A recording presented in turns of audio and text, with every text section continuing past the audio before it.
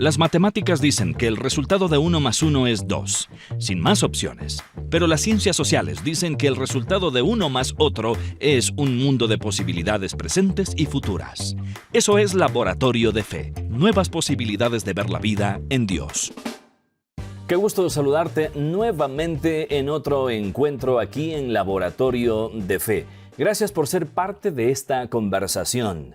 Y hoy tengo, como siempre, otro amigo invitado. Él es Freddy Benavides, teólogo pastoral. Y con Freddy vamos a conversar sobre la vida relacionada con el sufrimiento. ¿Por qué es que, de manera general, a hombres y mujeres no nos gusta sufrir?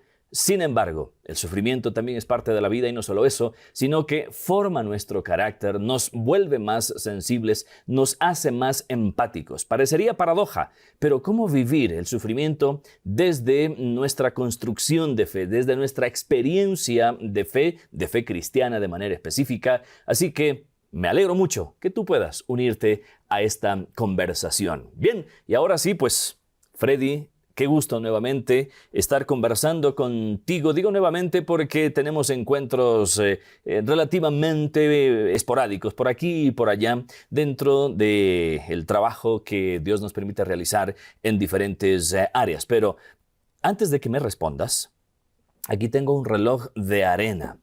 Bienvenido y ¿qué relación haces con el reloj de arena?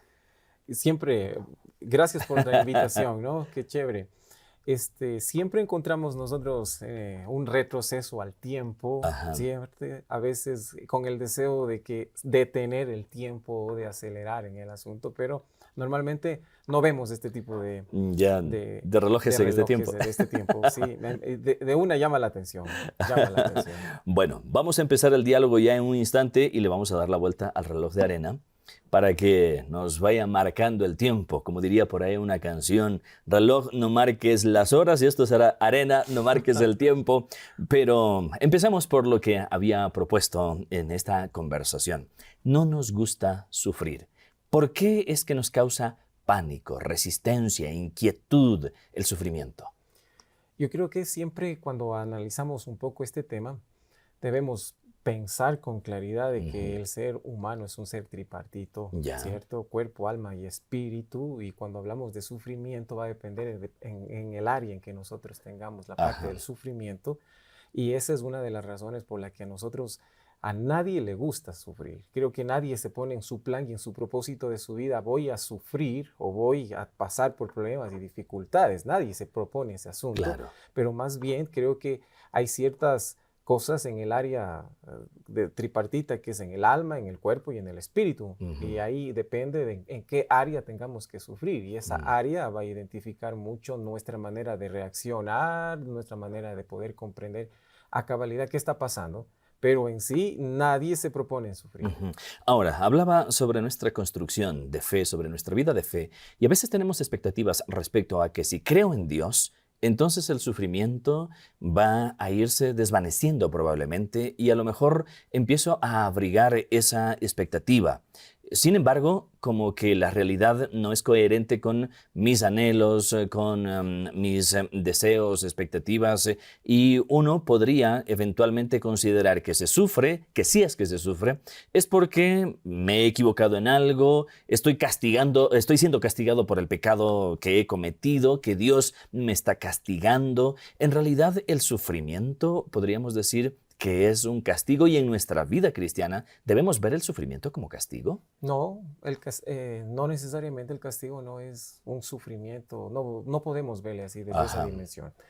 Y aquí creo que deberíamos tener claro siempre lo que significa es una prueba, un castigo y una consecuencia de las cosas que vivimos, ¿no? Porque hay ciertas consecuencias que son el resultado de muchas acciones que nosotros tomamos y al final tenemos que vivirlas y pagarlas, pero termina siendo interpretada como un castigo. Pero por el otro lado también nosotros tenemos que identificar qué es una prueba, en qué momento estamos pasando por una prueba, por una circunstancia, o la otra es un asunto de disciplina. Pero si estamos aplicando en la vida cristiana, debemos tener bien con claridad de que tener discernimiento para poder saber e identificar con claridad de dónde viene y cómo llega hacia nosotros, en qué nivel y en qué parte llega a nosotros, ¿no? Ujú. Ahora, ¿dejarías abierta la posibilidad de considerar que el sufrimiento sí podría ser causa de un castigo de Dios por alguna acción nuestra probable? Sí, ¿Podría ser? podríamos pensar de esa forma, pero quizás remonto dos cosas. La Ujú. primera que la filosofía siempre nos habla de que vamos a vivir con sufrimiento o con Ya. tipo de Ujú. castigo. O la otra también es en que todo lo que acción demanda cierto tipo de consecuencia y al final del resultado tenemos un grado de sufrimiento sobre todo este aspecto. Ujú. Y en el punto de vista cristiano también nosotros podemos tener con claridad este asunto de que es parte de la vida, es parte de la vida. Pero ahora yo creo que el pensamiento de que estamos siendo castigados no se ha ido de nuestra mente porque nosotros venimos heredando por generaciones ese concepto medieval, ese concepto antes de la Reforma Protestante, Ajá. en donde Dios castiga y sigue castigando a las Ajá. personas, ¿no es cierto? Y aquí y va a depender mucho también de la concepción teológica en la cual nosotros podamos tener esa parte de Ujú. aplicación. Hay un pasaje que incluso está en la Biblia y escribe San Pedro y dice, para que sometida a prueba vuestra fe, mucho más preciosa que el oro, el cual, aunque perecedero, se prueba con fuego, sea hallada en alabanza, gloria y honra cuando sea manifestado Jesucristo, hablando de el sufrimiento, de las pruebas. Este tipo de sufrimiento, este tipo de pruebas podríamos entonces clasificar no como castigo, sino como parte de un entrenamiento que Dios establece para nosotros. Si lo vemos así, ¿cómo ver la bondad de Dios, el amor de Dios y la prueba como parte de esa experiencia de amor de Dios? Porque parecería un tanto paradójico que si Dios me ama, ¿cómo es que me hace sufrir? Vuelvo a mencionarte, Duval, el discernimiento está con claridad en este Ujú. sentido. O es un castigo, o es una prueba, o es un castigo, como usted Ajá. mencionaba. Uno tiene que tener bien claro y a través del discernimiento. Entonces, cuando estamos siendo probados, uno puede darse cuenta que hay cosas que llegan a nuestra vida que en muchas ocasiones no son parte del paquete, sino que son Ujú. parte del proceso de formación. Y creo que por la experiencia y la vivencia, tal como mencionas ahí en el texto bíblico, muchas cosas que llegan a nuestras vidas de prueba no debemos mencionar como un castigo y como una opción de sufrimiento, sino más Ujú. bien como procesos de peldaños que nosotros podemos avanzar. Y el apóstol Pablo también cuando escribe este texto nos está ayudando a que podamos tener como referencia de que no es un castigo, sino más bien procesos para madurar, procesos para crecer, para desarrollar y para poder tener en nuestro contexto propio la Ujú. formación que cada uno de nosotros necesitamos para poder Ujú. alcanzar nuestras metas, ¿no? Ahora, tú eres un líder pastoral. Tienes muchas experiencias de vida donde acompañas a tantas personas, a muchas familias, en procesos de duelo, de luto, cuando han perdido un ser querido, por ejemplo, y donde el dolor es tan palpable, o con personas que reciben una mala noticia respecto a su salud, y el dolor es palpable, el sufrimiento es palpable. ¿Cómo poder consolar? ¿Cómo poder seguir dando esperanza a las personas? Y nosotros también, ¿cómo seguir construyendo esperanza en medio de esa realidad de sufrimiento, de dolor? Hay que tener bien en claro, creo que tú sabes también esta parte, de que el dolor es inevitable. Ujú. Pasar el duelo es inevitable. Vivir el duelo es inevitable. Por más cristianos que queramos, en muchas ocasiones el no llorar creemos que es fuerza, fortaleza, el no sufrir, el pasar desapercibido o creer que solo la oración va a terminar ayudándonos a quitar el dolor. No es así. Yo creo Ujú. que tanto el consejero, en este caso nosotros como pastores, y el consejero psicólogo siempre vive el duelo, vive el dolor, vive la etapa que te corresponde, porque caso contrario nunca va a terminar de salir y vivir esta parte. Pero aquí viene esto, ¿no? Vivir en Cristo, vivir sin Cristo. Ujú. Y nosotros experimentamos lo que conocemos, la paz de Dios es un fruto Y eso se lo vive realmente cuando una persona está pasando el dolor. ¿Y en qué momento se puede experimentar la paz? Cuando estamos pasando por un momento de dolor, angustia, sufrimiento o disciplina o cualquier cosa. Ahí es en donde florece ese don en nosotros para poder vivir y experimentar Ujú. en la vida que cada uno de nosotros vamos teniendo, ¿no? He escuchado que todo aquello que uno resiste tiende a persistir. Si uno, por lo tanto, se resiste a mirar el dolor como una oportunidad, como un medio de formación, entonces va a resistir, a persistir, quiero decir, la idea de que el dolor no es bueno en mi desarrollo, en mi formación.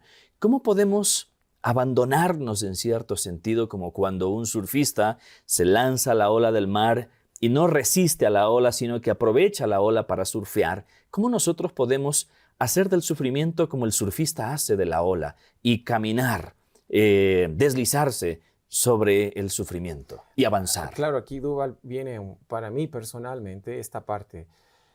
Los años no pasan en vano y el Ujú. tiempo hace su trabajo. Ya. A partir de nuestras ciertas edades que ya vamos viviendo y experimentándolas, vamos dándonos cuenta que es parte del proceso, que vienen, llegan, se van, que no Ujú. se quedan, porque esas son solamente etapas, porque uno no puede decir vamos a vivir de forma permanente, son etapas. Entonces los años y el tiempo nos ayuda a nosotros a saber con sabiduría de que con paciencia llegan, en un momento están y desaparecen. Ujú. Pero ahí viene en cambio el desespero de la juventud, el desespero del joven de 18 años, de 15, de 20, hasta de 30 años, en donde se impacienta cuando viene. Pero creo que aquellos que ya pasamos un poco más de los 30 años sabemos con certeza que con el tiempo y los años hemos podido darnos cuenta de que eso nos ha ido ayudando y que todo es pasajero, aún el sufrimiento, Ujú. aún cualquier emoción o cualquier circunstancia es pasajera. Entonces eso nos va a ayudar a nosotros a poder ser como el surfista, Ujú. saber que esa temporada mala va a pasar, que solamente es tiempo malo. Aquí creo que en la consejería siempre decimos son etapas, son momentos, son tiempos, porque ya se lo ha vivido, ya se lo ha Ujú. experimentado y las personas más adultas creo que ya no desesperamos en la situación. Si llega la escasez, sabemos que es temporal. Si llega cualquier situación adversa, sabemos que es temporal. Pero al final eso creo que nos ayuda a estar en el sur tranquilamente, ¿no? Se dice que no hay sufrimiento que dure 100 años, ni cuerpo que lo resista también, ¿no? Ahora, si uno quiere prepararse de antemano, sabiendo que somos seres resilientes, que Dios nos ha creado así, y he escuchado a algunas personas que han atravesado por situaciones difíciles contar sus experiencias respecto a no pensaba que iba a avanzar con todo esto. Me imaginaba que en algún momento iba a desistir y que iba a claudicar. Nunca me imaginé que habría tenido la capacidad o que hubiese tenido la capacidad de avanzar con todo este sufrimiento. Pero ahora, después de todo eso, me siento más fuerte después de haber atravesado esa tormenta. Necesitamos en el camino, evidentemente, pasar por esos momentos de prueba, de sufrimiento, para ser más fuertes. Me gusta mucho pensar esta parte figurada que siempre me ayuda mucho y la Ujú. aplico mucho.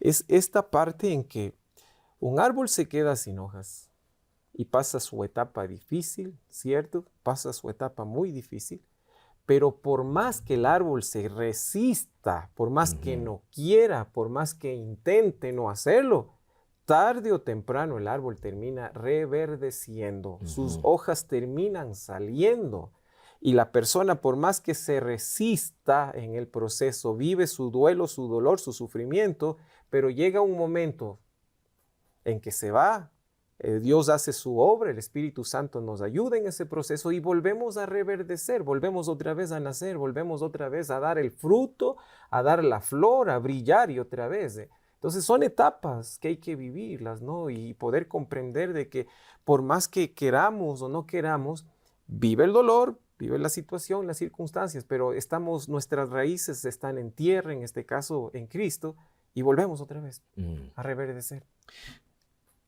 Quiero citar, y estoy pensando en otro texto donde habla que en el amor no hay temor. Y sin embargo, cuando a veces uno se enfrenta a situaciones desconocidas, difíciles, puede invadirle temor. Podemos hablar de un tipo de temor como saludable que me permita ser más precavido para no entrar en este tipo de pánico y de fobia, hasta donde el temor nos ayuda y no es antagónico ni opuesto al concepto del amor, haciendo la referencia a lo que había estado mencionando, de que en el amor no hay temor.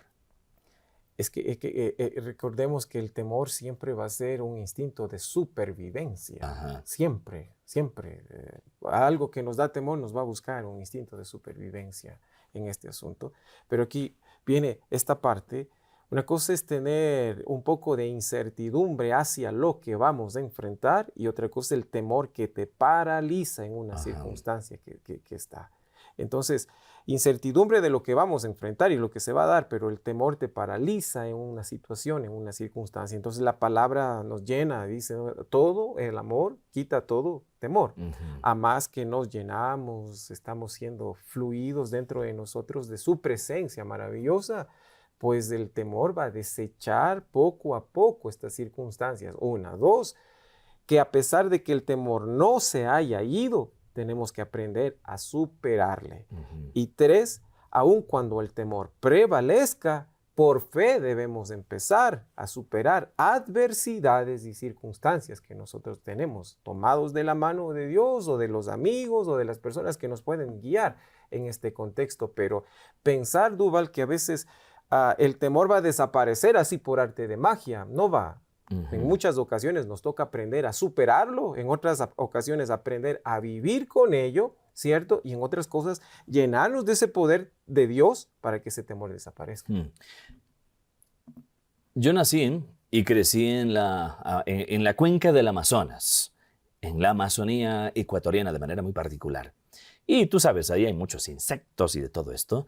Y hay un gusano un poco grande que si te topa ese gusano, como los pelillos, las pelusas de ese gusano, oye, ese es un dolor insoportable. Pero resulta que tú tienes que partirle a ese gusano y sacarle prácticamente sus vísceras y ponerte arriba, sobre la piel que se ha infectado. Y eso es una medida terapéutica. Te cura el veneno del gusano, otros elementos químicos del mismo gusano. Se dice que, por ejemplo, los sueros que combaten el veneno de las serpientes, los famosos sueros antiofídicos, no es sino otra cosa que un poquito de veneno que te suministran para generar resistencia en el cuerpo. Y con estas dos analogías, estoy pensando que a veces el dolor en una medida soportable te hace más fuerte, como el suero antiofídico, que es un poco de veneno de serpiente, lo que te ayuda para que el cuerpo se vuelva más fuerte y resista y uno pueda sanarse si es que ha recibido una mordedura de serpiente, por ejemplo. Y lo mismo dicen que sucede, por ejemplo, con las vacunas. No hacen otra cosa sino inocularte un poquito del mismo virus. El dolor lo podríamos ver de esa manera, que es como un poquito de dolor nos ayuda a ser mucho más fuertes. Sí. Eso creo que es tan preciso, se necesita de esa dosis alta, mediana o grande para que pueda ayudarnos. En este caso, mira, me llevas a pensar esto, ¿no? Muchas personas a veces procrastinamos muchas eventualidades a futuro por miedo, por incertidumbre o por cosas que tenemos que pasar o por muchos temores que representan, pero tarde o temprano terminamos enfrentando. Tarde o temprano terminamos nosotros enfrentando aquello que estábamos postergando en una situación. Entonces, solo aplazamos ese miedo de enfrentar una realidad, solo aplazamos en un momento la situación y la circunstancia que se da, pero en sí necesitamos de esa dosis, necesitamos ser inyectados a veces de ese mismo dolor para sanar. Está como la película de la cabaña. Si no se va a enfrentar en el mismo lugar, no se puede sanar. Y creo que en la vida práctica la hemos vivido. La hemos vivido. Estoy pensando que, por definición, uno ve el amor como algo muy romántico y a veces hemos romantizado probablemente al extremo el amor.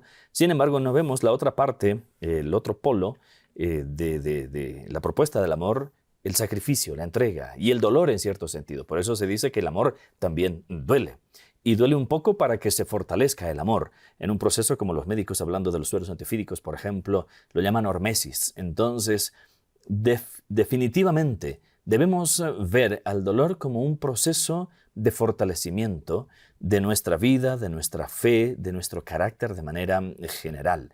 Si es así, ¿cómo evitar llegar al punto de ser masoquistas y de estar buscando y esperando el dolor? Que si no siento dolor, entonces no le busco a Dios, no soy una persona sensible, en fin.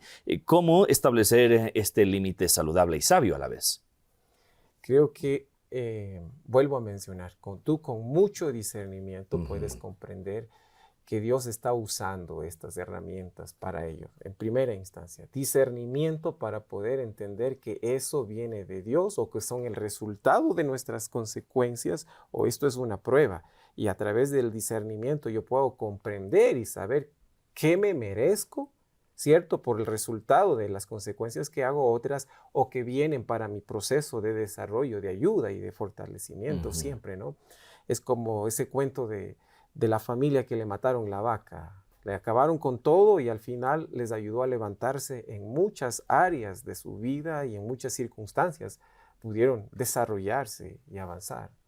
Bueno, probablemente un desafío que nos pueda quedar de todo esto sería bueno ponerlo aquí sobre la mesa antes de que el tiempo se agote, de que la arena se acabe en este laboratorio de fe. Y Freddy, ¿cómo podríamos, una vez más, desde una propuesta pastoral, estimular, fortalecer, consolar a las personas que a lo mejor están atravesando por circunstancias difíciles y sabiendo que nosotros también hemos vivido diferentes circunstancias difíciles, que hemos sentido pánico en muchas ocasiones, temores en otras ocasiones?